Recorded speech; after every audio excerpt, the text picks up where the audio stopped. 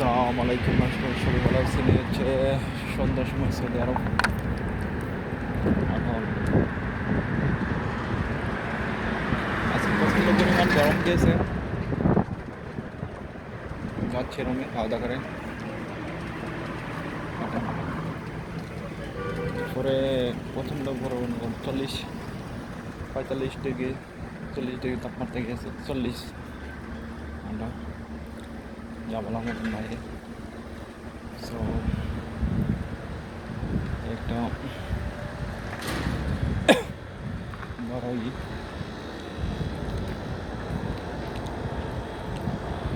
কেননা সৌদি আরব গরম আস্তে আস্তে বাড়ছে। শীতের সময় ভালো, আবার একদম মিডিয়াম থাকা ভালো হয়, শীতও না ঠান্ডাও না। কিন্তু দুই ঋতু দেশ, যখন শীত হয় তখন সে একদম প্রচণ্ড পরিমাণে আঘাত করে, আবার গরমের সময় একবার আঘাত করে। সো দুটোই সমস্যা, যে কোনোটাই শান্তি নেই। কেলা একবার শীত আসলে কাজও করা যায় না, আবার এই গরমের সময় অতিরিক্ত বাইরেও কাজ করা যায় না, যা একটা বলার। তো বাধ্যত হয়ে কাজ করতে হয়। 40, 45, 48, আরও ঈদের পরে আরও বাড়বে। 48, 30 থেকে 48, 49 তাপমাত্রা থাকবে, যা একটা বলার মতো একটা নেই। এর জন্য তবু কাজ করতে হয়। আর আরসি প্রবাসে দুটা ইনকাম, টাকা ইনকাম করার জন্য। কিন্তু পরিস্থিতি এমন করে মানুষের জীবনে প্রতি সেকেন্ডে টেনশন, যা বলার মতন বাইরে। আর টেনশন ছাড়া কোনো কথাই নেই। ডারি মানুষকে টেনশনে ফেলেই রাখে সবসময়। এই কোনো একটা হাদিস পড়ছিলাম, মানুষ এক বিপদ থেকে শেষ হবে, আরেক বিপদে ধরবে। এক বিপদে আরে উঠতে উঠতে না আরেক বিপদ চলে আসে। মানে হচ্ছে যে বিপদ আর বিপদ, এটা কিন্তু আশা থাকে সামনে, কিন্তু আশার পিছনে কিন্তু বিপদ রয়েছে, যাই বলার মতো বাইরে। তাই কষ্টের পর সুখ, সুখের পরে আবার দুঃখ, হচ্ছে জীবন এটা। সো জীবনে মেনে নিতে হবে। দুনিয়া এটাই হচ্ছে, আল্লাহর ইবাদত করো, আবার চলে যাও কাজে, আবার ইবাদত করে। এ হচ্ছে ক্ষণস্থায়ী জীবনের নীতি। মেন টার্গেট হচ্ছে জান্নাতে যাওয়া, এটাই লক্ষ্য স্থির রাখতে হবে। দুনিয়া হচ্ছে প্রতিনিয়ত পরীক্ষা পরীক্ষা পরীক্ষা পরীক্ষা। স্কুল লাইফ জীবনে মনে করছিলাম এই লেখাপড়া করলে আর পরীক্ষা আর দেওয়া হয় লাগবে না। এটা তো আসে যে একটা পরীক্ষা আসলে মানুষের ছাত্র জীবনে যে এই পরীক্ষা আসলো, টেনশন মানে স্কুল শেষ হয়ে গেলে আর কোনো পরীক্ষা দিতে হবে না, তখন শেষ। কিন্তু আসলেও না, বাস্তব জীবনে হচ্ছে এটা আসল পরীক্ষা। আর যা বলার মতন বাইরে। তাই পরীক্ষার নমুনা করে শেষ করা যাবে না কখনই। যেখানেই জন্ম থেকে মৃত্যু পর্যন্ত শুধু পরীক্ষায়।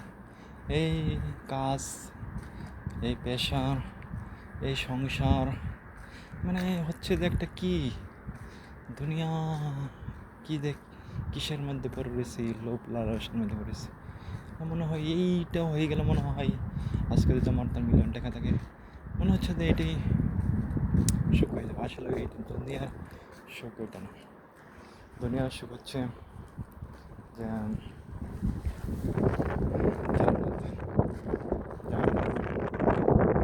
বড় একটা সাধন। পৃথিবীতে যতদিন বেঁচে থাকবে ততদিন আপনার কষ্ট সুখ এটাই থাকবে, পাশাপাশি আপনার বিপদে থাকবে, যা বলার মতন বাইরে। সো এটা একটা বড় একটা কষ্টের জীবন। এই মানুষগুলান এখনো কাজ করতেছে জাম্বালার মতন বাইরে। রাত এখন কটা বাজে, 8টা বেজে গেছে। ওই বেরিয়ে পাম আসছে কাজ।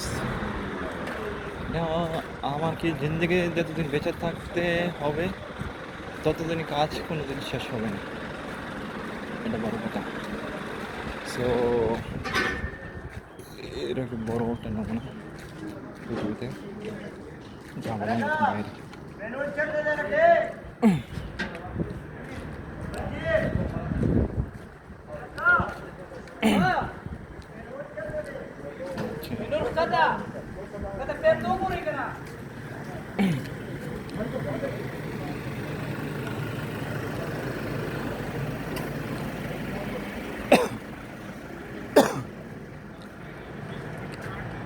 এই মানুষের কাজ চলতেই আছে রাত পর্যন্ত, এটা কাজ চলতেই থাকবে। এখানে কাজ করতে ওয়াইফাই এগুলো সম্পূর্ণ কাজ শ্রীকার কোম্পানি মোবাইলই হচ্ছে কাহিনি বড়। সো জীবনটা হচ্ছে কীতে হতাশা, কীতে টেনশন, যা বলা শেষ করে দেবে না। সো এটা একটা বড় একটা ধাপ জীবনে।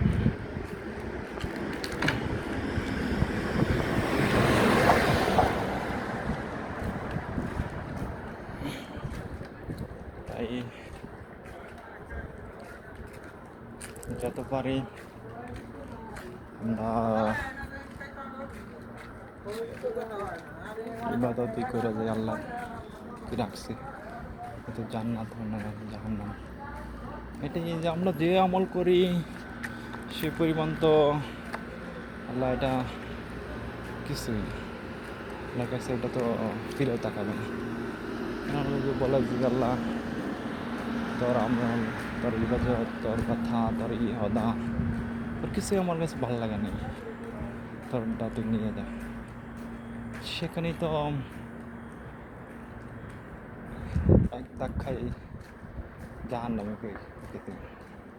জান্নাতের আশা করা যায়, কিন্তু আশা রয়েছে এটাই ব্যাস বড় কথা। আর কিছু এই পৃথিবীতে যা আসলে তো নমাজ যেভাবে পড়ি তো নমাজ হয়, আমার মতন তো নমাজ হয় না। কেননা একটা জিনিস আমি খেয়াল করছি 2-3 দিন ধরে, যে আমি যদি একবার ভুল করি, মাস্টার স্কুলে একটা উদাহরণ দিই, আমি যদি একবার ভুল করি, 2বার ভুল করি, মাস্টার 3-4বার শিখাই দেবে, একবার না পারলে আরেকবার শিখাই, আরেকবার না পারলে আরেকবার শিখাই দেবে।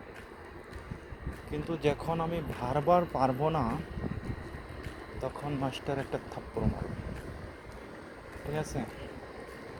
এমনই যদি আমি বারবার আল্লাহর কাছে অদা করি যদি আবারই আসি বারবার, ঠিক আছে? আজকে অদা করলাম ভালো হয়ে যাবে, কালকে অদা করলাম ভালো হয়ে যাবে, করলাম আচ্ছা আল্লাহ মাফ করে দেবো, আজকের দাও কালকের দাও মাফ করে দিল, পরের দাও মাফ করে দিল, ঠিক আছে? 3-4 দিন 5-6 দিন মাফ করে দিল। কিন্তু বারবার অদা করার পরে যদি আমরা আবার এই কাজ করি তখন তো এটা মানুষের রাখবে না। একটা কাজ যদি বারবার দেখানোর পরে যদি মানুষ না পারে তখন তার উপরে মেজাজ গরম করি, আমরা অনেক মেজাজ গরম করি, অনেক রাগ দেখাই, এই তোর দ্বারা এটা হবে না, তোর দ্বারা এটা হবে না, কিছু বলো না। তখন একটা জিনিস যে আল্লাহ যদি বলে আমি বারবার তোরে মাফ করে দিচ্ছি, বারবারই করে দিচ্ছি, তুই আবার পারছ কেন অদভঙ্গ করছে, তুই পারস না, কিছু পারস না, তখন কী জবাব দেবো? আল্লাহ বলে যে আমি 3-4বার 5-6বার 10বারই মাফ করে দিলাম, তুই যতবার আসলে মাফ করে দিলাম, তুই অদভঙ্গ করলি, তুই এই হচ্ছে ভালো হচ্ছে, এই হচ্ছে খারাপ হচ্ছে, তাহলে কী অদা করলি? একটা জীবনে একটা কষ্ট আমার মুখে দাঁড়াই গেল, খুবই একটা কষ্টকর বেদনা দেয়, যা বলার